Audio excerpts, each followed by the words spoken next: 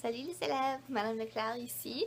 J'ai pensé à une activité que vous pouvez faire à la maison parce que je vous ai dit chaque vidéo, j'allais vous partager juste des activités pour faire à la maison, pour passer le temps. Voici mon activité pour aujourd'hui.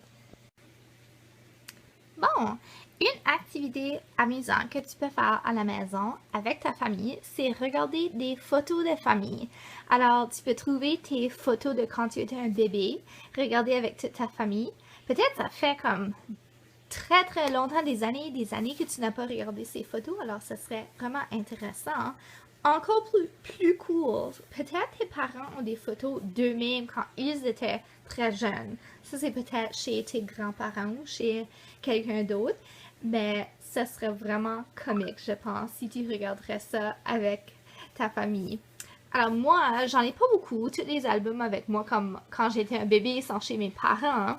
Mais j'ai un album ici de quand j'ai été faire du camping avec ma soeur. Ça, c'est moi et ma soeur. On a fait ça l'été passé. J'aime regarder toutes les photos. Ah, ça, c'est moi avec un cochon! Un autre album. L'année passée, c'était ma première année à enseigner. Alors, j'ai fait un album qui s'appelle My First Year of Teaching. Ça, c'était ma toute première classe l'année passée quand j'enseignais à Miramichi.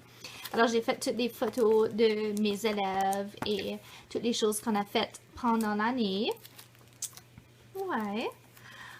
Alors, c'est ça. J'ai pensé que ça serait une bonne idée d'activité que vous pouvez faire à la maison. Alors maintenant, on va aller avec la mathématique. Psych! Une dernière vidéo du cochon! Quel beau cochon! Oh! Ok, on va faire de la mathématique maintenant.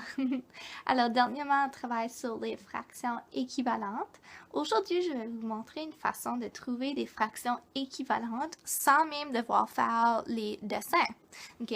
Alors, je vais commencer avec un exemple vraiment facile. La fraction 1/2. Bon, et disons que je vais trouver une fraction équivalente à 1/2. Voici ce que je peux faire. Quand on travaille avec les fractions et on veut les changer, on peut multiplier des nombres. Comme par exemple, je pourrais faire 2 fois 2. Mais n'importe quoi que je fais à mon dénominateur, le nombre en bas, je dois absolument faire au numérateur le nombre en haut. Alors, je dois faire fois 2 en haut aussi. Alors, si je fais 1 fois 2 et 2 fois 2, 1 fois 2, ça donne 2. 2 fois 2 donne 4. 1/2 est égal à 2 quarts. Et si je fais un dessin, vous allez voir que c'est vrai. Alors, je dessine mon 1/2. Je colorie tout ça. Ok, vous voyez? Et si je dessine 2 quarts, tada, toute la moitié du cercle est coloriée. Alors, c'est vrai, ils sont égaux. Alors, je peux multiplier par n'importe quel nombre et ça va me donner la même fraction. Alors, si je déciderais d'effacer mon 2 sur 4 et je voudrais multiplier par 3. N'oublie pas, je multiplie en bas et en haut par le même nombre. 1 fois 3, c'est 3. 2 fois 3, c'est 6. Et si je fais un dessin juste pour vous montrer, ça, 3 sur 6. 1, 2, 3. C'est le même. Regarde, toute cette section coloriée, toute la même section coloriée là. Je pourrais continuer, multiplier des nombres encore plus hauts et ça va quand même me donner des fractions équivalentes.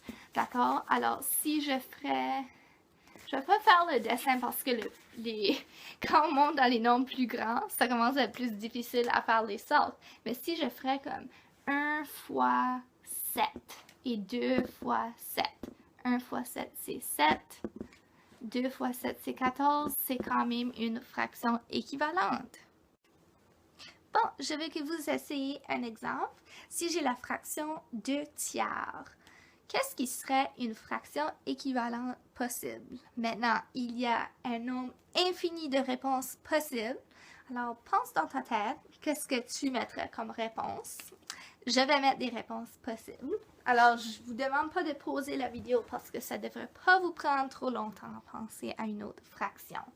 OK, si je fais fois 2 en haut et en bas, ça donnerait 4 sur 6. Si j'aurais fait fois 3, ça donnerait 6 sur 9. Si j'aurais fait fois 4, 2 fois 4 c'est 8, 3 fois 4 c'est 12. Là, vous devez commencer à voir peut-être un patron, un pattern, comme on dit en anglais. Regardez les nombres en haut, 2, 4, 6, 8. Ça monte par 2 chaque fois. Et en bas, 3, 6, 9, 12, ça monte par 3 chaque fois. Alors, si tu continues avec cette régularité, tu vas trouver d'autres fractions qui sont équivalentes. Alors, si tu avais une fraction équivalente qui n'est pas ici, si ça rentre dans cette régularité, c'est un nombre qui saute par 2 en haut et un nombre qui saute par 3 en bas, tu as une bonne réponse. Ok, j'ai créé une petite question ici, une question de vrai ou faux. Alors, ma première fraction, j'ai 8 neuvièmes. Et je vous demande, vrai ou faux, est-ce que c'est égal à 24 sur 27? Pensez-y pendant quelques minutes. Je vais vous dire maintenant c'est quoi la vraie réponse. Et c'est vrai ici. Alors, voici pourquoi. Si je pense à mes tables de multiplication, je sais que 8 fois 3 donne 24. Et pour le nombre en bas, pour que ce soit vrai, il faut que le nombre en bas soit multiplié par 3 aussi.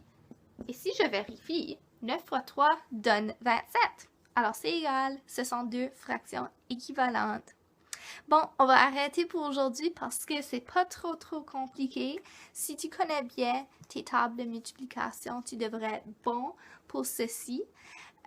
Si tu as encore de la difficulté avec la multiplication, utilise les stratégies qu'on a vues en classe, comme utiliser une droite numérique. Il y a aussi dessiner les matrices. Il y a plein de stratégies qui peuvent t'aider. Alors, c'est tout pour aujourd'hui, les élèves. Oh, ma tête rentre pas dans la vidéo. Alors, c'est tout pour aujourd'hui.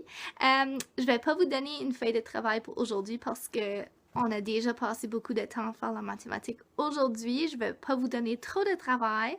Alors, la prochaine fois, vous aurez une feuille de travail pour essayer ceci. Au revoir, 5e année.